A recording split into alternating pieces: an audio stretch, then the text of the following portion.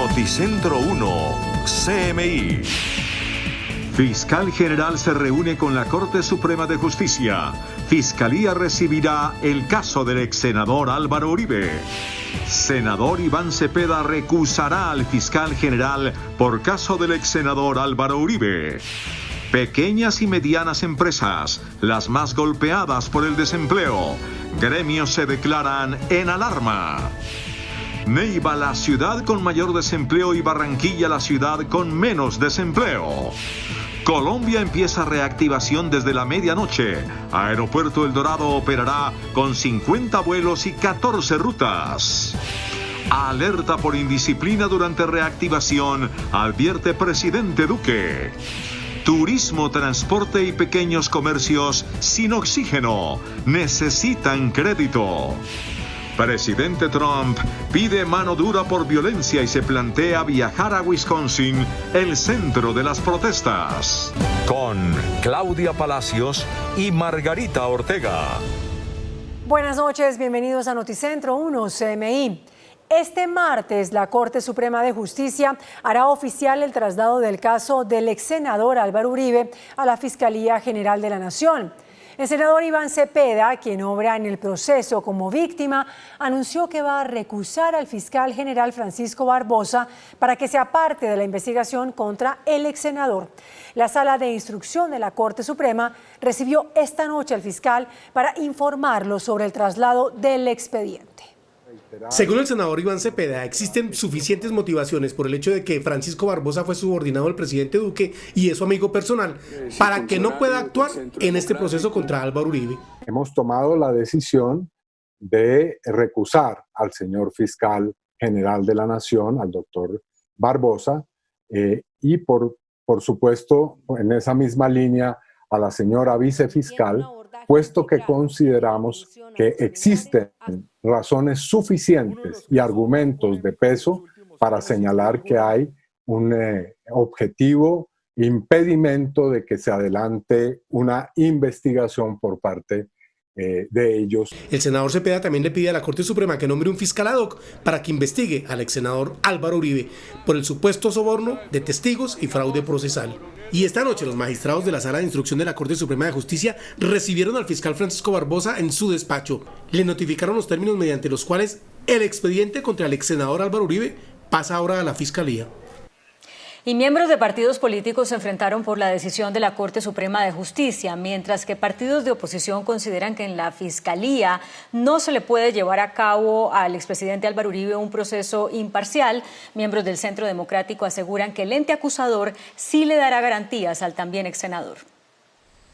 Los partidos de oposición y el partido de gobierno se enfrentaron por la decisión de la Corte Suprema de Justicia de enviar el proceso del expresidente Álvaro Uribe a la Fiscalía.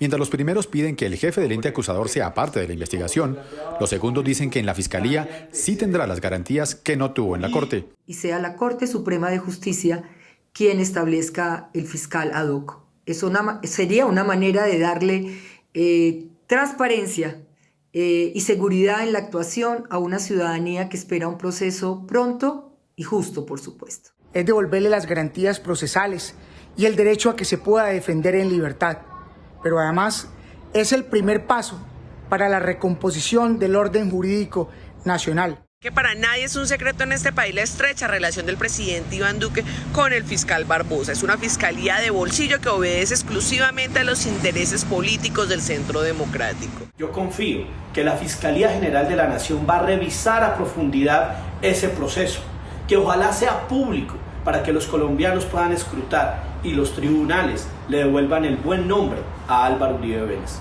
Los partidos de oposición esperan que en últimas el proceso no llegue a la Comisión de Acusaciones de la Cámara, como prevén algunos analistas. Esta noche los gremios económicos prendieron las alarmas tras conocer las cifras del alto desempleo en el país.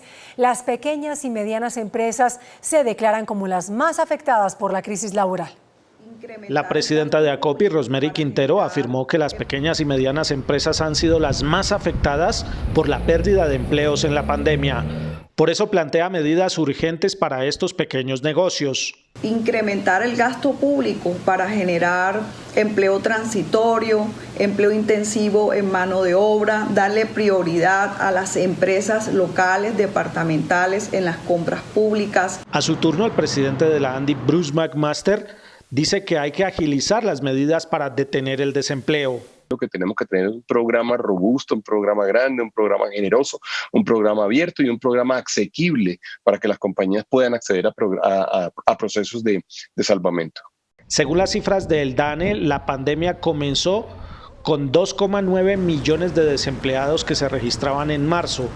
En abril ya eran 4,1 millones y en julio la cifra asciende a 4,5 millones de personas sin trabajo. Neiva es la ciudad más golpeada por el impacto del desempleo. Por cuarto mes consecutivo, la ciudad de Neiva ocupa el primer lugar de desempleo en el país con 37,4%. Pasamos del 40,6% al 37,4%, más de 3 puntos porcentuales, que nos permite tener una recuperación de más de 5.000 empleos en estos momentos. Según el funcionario, algunos sectores de la economía local han generado una reactivación importante en la capital huilense. Como el sector construcción, como el sector de comercio y reparación de vehículos, actividades inmobiliarias y todo lo que tiene que ver con el tema de actividades profesionales. Los históricos niveles de desempleo en la ciudad se relacionan principalmente con las medidas de confinamiento implementadas para afrontar el COVID-19. Por su parte, Barranquilla es la ciudad con menos desempleo en el país. Durante julio registró una tasa de 14,1%. Con 14,1%, Barranquilla se convirtió en la ciudad con la más baja tasa de desempleo en el país en medio de la pandemia. Fue durante el trimestre mayo-julio que, según el DANE, la capital del Atlántico, que estaba en el pico alto de la enfermedad, registró esa cifra de desocupados. El sector productivo atribuye este indicador a la inversión pública local. Vale la pena considerar algún incremento del recurso del gasto público para generación de empleo con trabajo social intensivo en mano de obra. En Barranquilla, la alcaldía anunció que con la apertura que se amplía desde mañana, se aspira a recuperar 150.000 empleos más.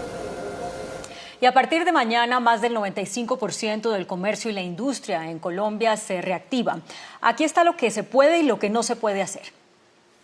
Desde la medianoche comienza en Colombia una fase de aislamiento selectivo y distanciamiento individual responsable que se prolongará hasta el 1 de octubre.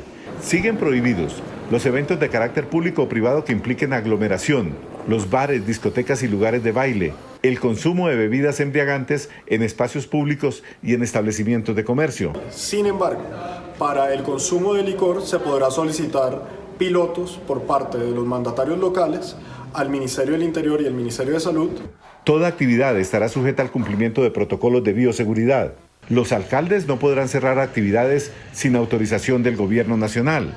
Hay vía libre al transporte terrestre intermunicipal y para la aviación doméstica se realizarán planes pilotos antes de la reapertura plena. A partir del día de mañana, el transporte intermunicipal, interdepartamental y las carreteras nacionales quedan habilitadas tanto para el transporte público como para el transporte privado. Siguen cerrados los pasos marítimos, terrestres y fluviales con Panamá, Ecuador, Perú, Brasil y Venezuela. No habrá ninguna restricción para niños y adultos, mientras que para el regreso a clases, bien sea en la modalidad de presencial o alternancia, alcaldes y padres de familia tendrán que ponerse de acuerdo. El presidente Iván Duque y el ministro de Salud, Fernando Ruiz, advirtieron esta noche que con la nueva fase que comenzará a la medianoche, si no hay disciplina ciudadana, los casos de COVID pueden aumentar. El ministro de Salud, Fernando Ruiz, llamó esta noche la atención de los colombianos. Si no hay disciplina, los contagios pueden aumentar. Es previsible que una mayor apertura nos aumentará el número de casos y sobre eso todas las ciudades y departamentos, todos los gobernantes locales y toda la población tiene que estar absolutamente consciente. En la medida que tengamos más interacción, ¿podremos encontrarnos con nuevos casos? La respuesta es sí, porque este es un virus que crece en la interacción. ¿Podemos quedarnos encerrados hasta que el virus pase? La respuesta es no, porque no sabemos cuándo va a ser ese momento. El presidente Duque dijo que el concepto de aislamiento con responsabilidad va por este periodo de 30 días durante el mes de septiembre, pero puede modificarse si hay crecimientos abruptos de contagiados. En la nueva normalidad de Bogotá, hoy no podían abrir establecimientos de comercio al por menor, como papelerías, peluquerías o restaurantes, pero muchos dueños de negocios violaron la norma. Aunque sectores como San Victorino y San Andresito amanecieron cerrados, en algunos barrios papelerías, salones de belleza y almacenes de ropa abrieron sus puertas. Creemos que empezaba el 1 de septiembre la normativa, de jueves a domingo. Es como 10:31, entonces por eso abrimos. La confusión reinó en el primer día de restricción al comercio al por menor. Pues yo tengo entendido de que los negocios unitarios pueden vender, pueden abrir, ¿no? Hasta encontramos restaurantes con atención a la mesa, cuando solo pueden funcionar con domicilios. Hoy solo podía operar el comercio al por mayor, los establecimientos al detal de miércoles a domingo. En una hora estarán activos y permitidos los vuelos nacionales con 14 rutas a diferentes destinos. Aerolíneas y aeropuertos están listos para la reapertura. Bajo la modalidad de plan piloto reabrirá sus puertas el Aeropuerto Internacional El Dorado en Bogotá para retomar operaciones a partir de este 1 de septiembre. Ojalá a partir de mañana tengamos un crecimiento constante de las operaciones de los pasajeros, porque de él dependen cerca de 600.000 empleos directos e indirectos. Vamos a recuperar, si quieren verlo así, el 12% del ingreso a partir de mañana, que es más o menos la operación que recuperamos. Las rutas nacionales aprobadas por el gobierno nacional son 14 y saldrán desde Bogotá con destino a Río Negro, Cali, Cartagena, Barranquilla, Pereira, Santa Marta, Bucaramanga, Cúcuta, Montería, San Andrés, Medellín, Villavicencio, Pasto y Leticia. Les vamos a ofrecer todo un protocolo de seguridad en cada uno de los puntos de contacto, no solamente en el momento en que están en el aeropuerto, sino en todos los pasos que tienen ellos acá en el Dorado. Estamos ofreciendo tarifas muy asequibles desde 79.000 pesos en adelante. Una vez dentro del avión, tenga en cuenta que se dispondrá de la capacidad del 100% de las sillas, es decir, que no habrán asientos con espacios, por lo que el uso de los elementos de protección es fundamental. No existe una restricción a la capacidad, esto teniendo en cuenta que los aviones cuentan con unos filtros que son capaces de garantizar que el aire del avión es seguro y que además está limpio de virus y bacterias. En El Dorado se instalará un puesto de mando unificado para vigilar la operación aérea y el comportamiento de los viajeros. La Secretaría estará con todo su personal 24 horas al día haciéndole seguimiento a cuáles son los riesgos que tenemos en el aeropuerto y cómo los podemos ir minimizando. Al menos 50 vuelos saldrían en el primer día de reactivación, cerca de 17.000 viajeros. Las terminales de transporte también se reactivan a la medianoche. Hay más de 200 buses listos para salir desde estas terminales. Desde Bogotá, la mayoría de los destinos son Medellín y Cali. A partir de este 1 de septiembre se reactiva el funcionamiento de los servicios intermunicipales. Es importante que tengan en cuenta que, por favor, antes de venir a las terminales de transporte, verifiquen el destino en las páginas que están habilitadas del terminal de transporte. La terminal ha venido preparándose en todos los protocolos de bioseguridad. Cuando las personas ingresen a la terminal deben contar con un lavado y una desinfección de manos. Posteriormente van a pasar por las cámaras termográficas donde será medida la temperatura y asimismo se dará el ingreso a las instalaciones. Los autobuses ya están listos para iniciar las operaciones desde mañana. Todos los buses que ingresan a la terminal de transporte son verificados, se hace el registro tanto de personas como de buses. De igual manera, la terminal de transporte tiene dispuesto un personal importante en donde se les hace el tamizaje en el momento de llegada. 200 buses empezarían a viajar a destinos como Cali, Medellín, Bucaramanga, Villavicencio y Cúcuta. Con la reapertura de los vuelos, aeropuertos, aerolíneas y pasajeros deben observar y cumplir las normas para prevenir el contagio del coronavirus. La toma de temperatura será obligatoria. Según la resolución 1054 del Ministerio de Salud, con la reapertura del transporte aéreo es obligación de los pasajeros el uso permanente del tapabocas, notificar fiebre mayor o igual a 38 grados, permanecer sentados en el avión hasta nueva orden y usar gel antibacterial durante el vuelo, entre otras estrictas medidas. Según los médicos, con estas normas es más seguro viajar en avión que en bus. Porque normalmente los aviones tienen sistemas de ventilación que hace que circule el aire de una forma que elimina la mayoría de partículas virales que pueden estar en el ambiente. También hay obligaciones para los tripulantes de los vuelos, como minimizar el contacto físico, el uso permanente de tapabocas, usar bata desechable, reportar pasajeros sospechosos o con síntomas de COVID-19 y conducirlos, si es el caso, al área de aislamiento en el avión. Las Secretarías de Salud y el Ministerio del Trabajo deberán controlar el cumplimiento de estos protocolos. En audiencia pública en el Senado, dirigentes del sector turismo, del transporte especial y de los pequeños comercios le solicitaron al gobierno nacional créditos directos para poder reactivar su actividad empresarial. En audiencia en la Comisión Quinta del Senado, voceros de las agremiaciones de turismo, de hoteles y de transporte especial le pidieron al gobierno que por favor les preste plata o que metan cintura a los bancos, que no les prestan. No hemos llegado ni siquiera al 2% que hayan obtenido un crédito siquiera de 100 millones de pesos de la banca. Todo ha sido negado. Acuérdese que en las empresas vamos a arrancar con un 30 a un 35% de capacidad operativa. O sea, los costos y los gastos en que tenemos que incurrir las empresas tenemos que ser muy juiciosos, o si no en la apertura también nos vamos a quebrar. Que no necesitamos nada regalado, por supuesto que no, pero aquí en el departamento de Caquetá no es regalado. Es la inversión que necesitamos del gobierno nacional por todo lo que nos adeuda, y nos adeuda muchísima sangre y muchísimas lágrimas del departamento de Caquetá. Que para este momento de reactivación necesitan tener con qué pagar arriendos, pagar impuestos y pagar nóminas. El director de la Unidad de Restitución de Tierras, Andrés Castro, anunció un proyecto que busca prorrogar la Ley de Víctimas y Restitución. Este lunes inició la discusión en el Congreso de la República para prorrogar la Ley de Víctimas y Restitución de Tierras por 10 años más. El objetivo es cumplir con las metas del programa, que busca entregar 2.9 millones de hectáreas a las familias que fueron despojadas de sus tierras por cuenta del conflicto armado. Asimismo, se espera destrabar más de 10.500 procesos que están en manos de los jueces. Una vez los jueces y magistrados asuman el conocimiento, podríamos estar hablando de un potencial de más de 3 millones de hectáreas a restituir con base en esta política pública en materia de restitución de tierras. El proyecto inició su discusión en la Comisión Primera del Senado de la República. Estados Unidos superó los 6 millones de contagios con coronavirus.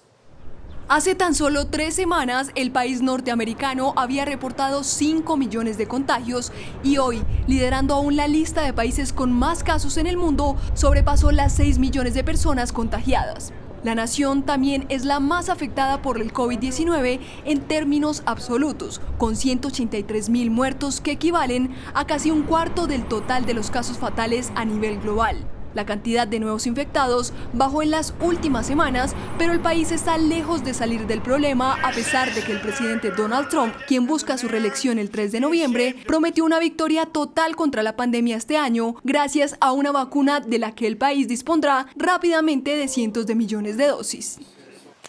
Autoridades le están pidiendo al presidente Donald Trump que no viaje a Kenosha, en Wisconsin, la ciudad que ha sido epicentro de las más recientes manifestaciones contra el racismo. Crece la tensión en Estados Unidos luego de que el presidente estadounidense Donald Trump asegurara que solo la fuerza puede poner fin a la violencia en las ciudades donde los representantes del Partido Demócrata están en el poder. Es por eso que anunció que visitará mañana el estado de Wisconsin para recorrer los destrozos dejados por las protestas. Esto a pesar de que el gobernador del estado, Tony Evers, y el alcalde de Kenosha, John Antarimian, le pidieran que no se traslade allí. Algunos residentes de Kenosha temen que esta visita pueda despertar más emociones y causar más violencia y destrucción en la dividida ciudad del sureste de Wisconsin. 2 escenarios pueden pasar. 1, que Trump visite la ciudad y provoque masivas manifestaciones en su contra, logrando el resultado contrario que espera su visita.